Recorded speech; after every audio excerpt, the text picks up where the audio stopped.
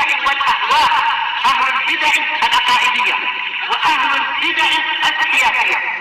نقول بيننا وبينكم السلف، بيننا وبينكم الكتب، كان فيقول البدع بيننا وبينكم الجنة. Bismillahirrahmanirrahim. Alhamdulillah wassalatu wassalamu ala Rasulillah wa ala alihi washabihi wa ba'd. Kita meneruskan bacaan kitab Bulughul Maram yang ditulis oleh Al-Hafidz Ibnu Hajar Al-Asqalani rahimahullah. Masih di kitab Mutahharah, ya, bab yang terakhir yaitu bab yang ke-10, babul haid. Semua pada pertemuan telah lewat tentang ya, ciri-ciri darah haid. Demikian juga istihadah, bagaimana hukum mereka, ya, orang-orang yang haid dan istihadah. Demikian juga bahwa orang yang dia itu haid meninggalkan sholat, demikian juga puasa. Adapun sholat tidak perlu diganti, sedangkan puasa untuk dia mengganti di waktu yang lain.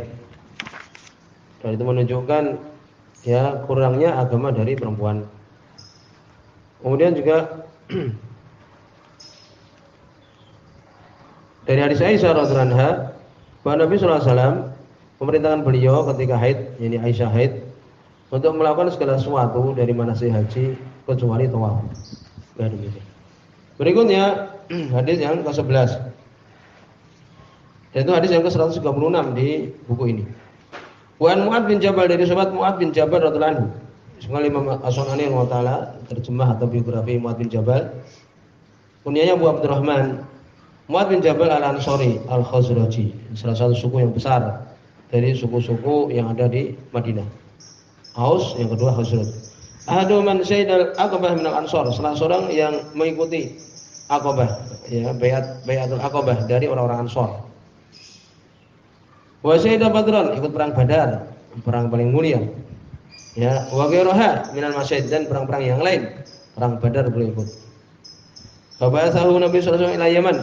Nabi mengutus beliau ini ke Yaman, qadiyan wa mu'aliman, sebagai qadi, ya, sebagai hakim dan sebagai pengajar. Ya, pernah kita sebutkan kalau Mu'ad ini di daerah ya Janub, Hadramaut, Aden. Dan Ali bin Abi Thalib diutus oleh Nabi di daerah Shimal, daerah utara, Son'a, ya, sekarang banyak orang-orang Syiah di situ yang banyak ya berlebihan terhadap Ali bin Abi Thalib radhiyallahu anhu. Sedang Mu'ad diutus di Yaman sebagai hakim, demikian juga pengajar. Wajal ilahi qab as-shadaqat, ya, qabd as-shadaqat. Nabi perintah dia untuk mengambil sedekah-sedekah. Ya, demikian yang ada di Yaman. Masih banyak disebutkan beliau di sini. Beliau kemudian ya ditunjuk oleh Umar ya untuk sebagai gubernur di Syam setelah Abu Ubaidah. Dan demikian. Sebutkan dari Mu'ad bin Jabal radhiyallahu anhu. Dan di sini dibicara para ulama. Kesimpulannya adalah Hasan. Ya, Hasan bisyawahidi, dengan penguatnya. Di situ ada rawi Sa'ad bin Abdullah Al-Futosh Lin dhaif, ya. Dan itu ada inqita', terputus. Ya, demikian. Yaitu antara Mu'ad bin Jabal dengan siapa, dengan Abdurrahman bin Aid. Ada juga rawi Baqiyah bin Walid, ya, anak dia. Tapi ada penguatnya riwayat Imam Tabrani, demikian juga Imam Ahmad dan yang lainnya, sehingga di sini Hasan, ya, dengan penguatnya. Apa itu hadisnya? Dan ulama yang demikian telah lewat juga pembahasannya. Anahu sa'ala Nabi sallallahu alaihi wasallam, semuanya beliau bertanya kepada Nabi sallallahu alaihi wasallam, ma yahillu lirajul, apa yang halal bagi seorang laki-laki, yakni suami, min imratihi, dari istrinya, wa haidun, dan istrinya dalam keadaan haid. Sudah lewat bahasannya. Faqala, maka Nabi sallallahu alaihi wasallam mengatakan, ma fawqal izar, apa yang di atas izar, sarung. Ini untuk memudahkan pengertian izar. Walaupun izar sebenarnya seperti selendang, seperti jarik istilah orang Jawa. Rawahu Abu Dawud wa dha'afahu. Imam Abu Dawud meriwayatkannya dan belum melemahkannya, tapi ada tadi penguat-penguatnya. Ya. Dan sudah lewat pembahasannya, ya, tentang masalah ini. Ya, haram bagi seorang laki-laki untuk menjimai istrinya ketika dalam keadaan haid. Adapun kafarah atau dendanya tidak ada, ya, ulama. Kemudian berikutnya hadis yang terakhir Di hadis yang tadi cukup. Hadis yang telah lewat isna'u kulla syai' ila nikah. Lakukan segala sesuatu kecuali nikah. Berikutnya hadis yang terakhir, hadis yang ke-12. Dan itu hadis yang ke-137 di buku ini. Wa Ummu Salamah, dari Ummu Salamah. Ya, salah seorang dari istri Nabi sallallahu alaihi wasallam radhiyallahu anha. Qalat, beliau mengatakan. Ya. Hadis ini dibicarakan para ulama tentang perempuan yang nifas. Ya. Tapi amalan para ulama dengan hadis ini. Hadis ini dhaif karena ada rawi namanya Masah al-Asdiyah, ya, seorang perempuan rawi majhulah, tidak diketahui keadaannya. Ya, kebanyakan rawi dari perempuan itu sisi lemahnya karena majhul, tidak diketahui keadaannya. Jarang didapati kemudian hafalannya lemah atau ini dan itu tidak. Kebanyakannya kalau dhaif itu karena majhulah, tidak diketahui keadaannya. Ya, Masah al-Asdiyah. Ada penguat tapi tidak bisa untuk menguatkan di sini. Ada hadis Anas bin Malik, ya, dengan Utsman bin Abi As dan yang lainnya. Ya, tapi tidak bisa menguatkan. Sehingga di sini tetap dhaif. Tapi para ulama beramal dengan hadis ini. Dari Ummu Salamah radhiyallahu anha, qalat, beliau mengatakan,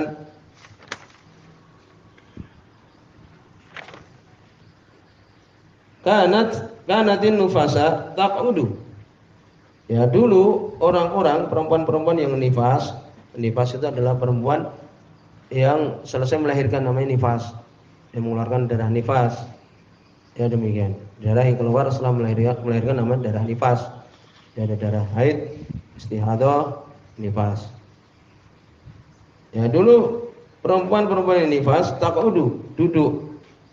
Ya, maksudnya tidak melakukan ibadah, sholat, demikian juga puasa. Ala ahdi Nabi sallallahu alaihi wasallam, di zaman Nabi sallallahu alaihi wasallam. Ba'da nifasnya, setelah nifasnya itu arba'ina yauman, 40 hari. Ya. Mereka beramal dengan hadis ini.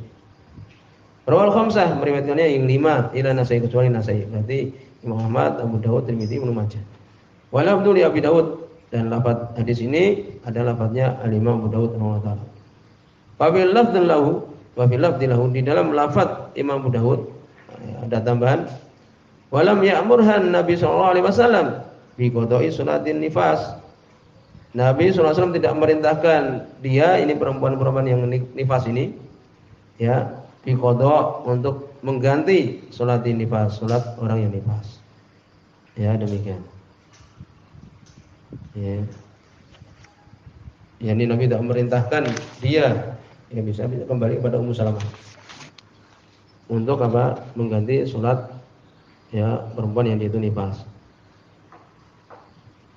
Wasau Hakim, mensahihkannya Al-Hakim rahimahullah. Habis sudah kita sebutkan tadi, di sini dhaif. Maka dibahas dalam permasalahan ini. Ini selesai di sini di kitab Thaharah ini, hadis yang terakhir. Ada beberapa permasalahan yang ada di hadis ini.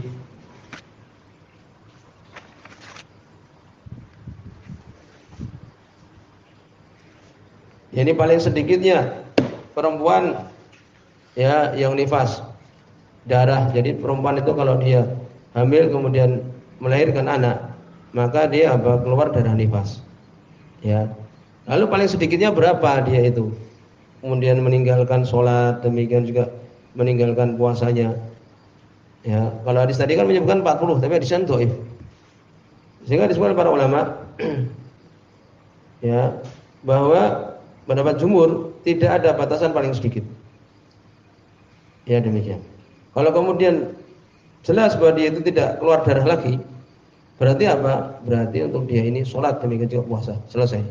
Jadi paling sedikitnya perempuan itu nifas, keluar darah setelah dia itu hamil, ya, tidak ada, paling sedikit tidak ada. Ya, demikian. Kalau dia kemudian tampak sudah suci, ya sudah sholat, walaupun 20 hari, 30 hari. Ya, demikian. Jadi hadis tadi kita sebutkan dhaif.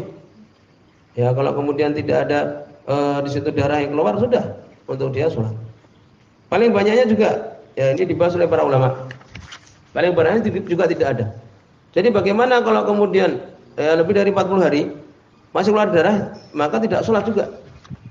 Ya demikian, karena tidak ada hadis yang menyebutkan tentang masalah ini paling banyaknya. Nah, baru kemudian ya ketika setelah 60 ya disebutkan di sini ucapan Ibnu Taimiyah rahimahullah, ya itu penting. Sudah menyebutkan di Majmu' Fatawa. Wa nifas lahat li aqalihi. Perempuan nifas tidak ada batasan paling sedikitnya. Wala li aksari, demikian juga paling banyak tidak ada. Walau qadara anna imra'atan, kalau ada seorang perempuan melihat darah lebih ya setelah 40 hari atau 60 hari ya atau 70 hari kemudian berhenti ya maka apa? Maka yang tadi itu adalah nifas. Tetapi kalau terus bersambung ya lakin ini tasola ya ketika 70 masih keluar darah, maka ini bahwa damun fasad, sudah berhenti, sudah sholat. Paham? Wa hina idzin falat arbaun, berarti batasnya adalah 40 tadi. Ya ini paham? Tapi itu jarang sekali. Ini perempuan habis melahirkan umpamanya 40 dia masih keluar darah, 50 masih keluar darah. Hadis tadi kan dhaif ya. 60 masih keluar darah, 70 masih keluar darah. Ternyata masih keluar lagi. Ah ini berarti darah rusak sudah. Ini bukan lagi nifas. Kembalikan ke 40 tadi padahal sudah lewat.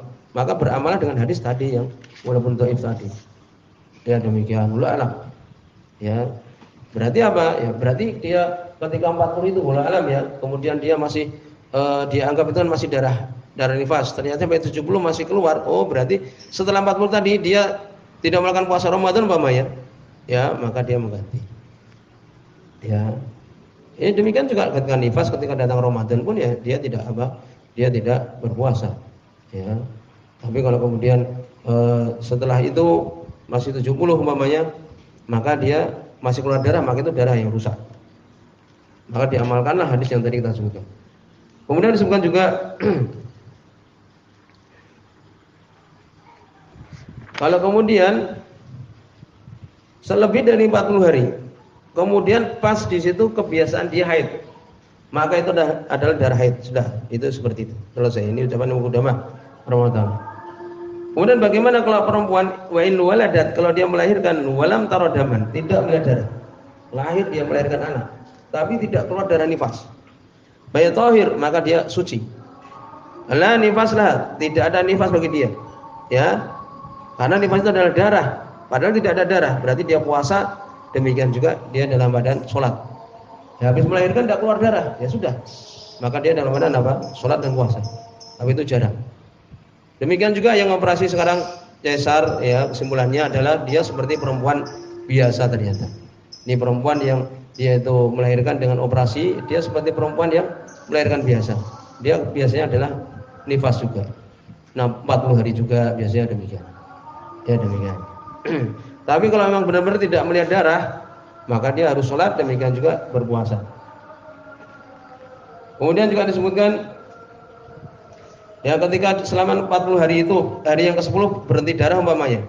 Kemudian berhenti darah. Kemudian hari yang ke-15 keluar darah lagi, berarti itu nifas itu. Ya. Kemudian disebutkan oleh Syekh Utsaimin, demikian juga yang lainnya. Apabila ya dia itu adalah ketika nutfah 40 hari pertama umpamanya. Orang yang keguguran itu, ya orang keguguran 40 hari pertama maka tidak ada nifas, selesai. Kemudian ya disebut yang kedua adalah apabila sempurna 4 bulan ya arba asyur, semua Syekh Utsaimin ya sepakat ulama itu adalah nifas. Perempuan yang keguguran dia lebih sudah 4 bulan keluar darah, maka itu adalah apa? Itu adalah nifas. Jadi Abdullah Mas'ud arba'ina yauman ya nutfatan ya kemudian sampai 120. Kemudian yang ketiga, keadaan ketiga kalau dia itu alaqah, keguguran dan dalam keadaan alaqah ya, maka dikatakan bukan nifas. Ya, ini sekitar 80 hari ke bawah. Maka itu bukan nifas. Kemudian keadaan yang keempat dalam keadaan mudghah. Ya, sudah bentuknya bentuk manusia sebelum 120 ini. Ya, sebelum 4 bulan ini. Tapi keluar bentuknya bentuk manusia. Maka dikatakan ya kebanyakan ulama mengatakan itu nifas, sudah selesai. Ya, itu. Kemudian kalau mudghah juga sebelum 4 bulan ini tapi bentuknya belum bentuk manusia, maka bukan nifas. Ya, demikian. Ini untuk orang-orang yang keguguran. Ya. Adapun kalau setelah 4 bulan, ya setelah 4 bulan, ya maka sudah dititipkan ruh, maka nifas mereka itu. Keluar darah maka itu adalah nifas. Ya demikian. Kemudian disebutkan perempuan yang nifas hukumnya seperti orang yang haid. Soal Ibnu Qudamah rahimahullah itu adalah ijma' hukum nifasa, hukumul haid. Hukum orang yang nifas seperti hukum orang yang haid di semua hukum-hukumnya. Ya, tidak ada perselisihan para ulama. Kemudian darah yang keluar sebelum melahirkan. Nah, perempuan kalau mau melahirkan itu keluar darah dia. Maka disebutkan para ulama, alam ya, ini permasalahan yang terjadi perselisihan. Ya. Disebutkan itu adalah darah nifas. Orang mau melahirkan, ya biasanya itu keluar darah dan sebagainya. Karena itu ada darah keluar dari darah yang keluar karena sebab mau melahirkan, maka dihukumi seperti darah nifas. Ya demikian. Yaitu pendapat Syekh Utsaimin rahimahullah. Ya demikian, insyaallah demikian. Ya jadi darah yang keluar sebelum melahirkan, beberapa saat sebelum melahirkan keluar darah, maka itu dikatakan nifas. Wallahu alam demikian. Sehingga kalau dia kemudian sudah masuk waktu sholat, ya sudah itu darah nifas. Wallahu alam demikian. Ya. Boleh terjadi perselisihan para ulama. Sampai di sini, nanti insyaallah akan dilanjutkan kitab shalah. Ya subhanallah.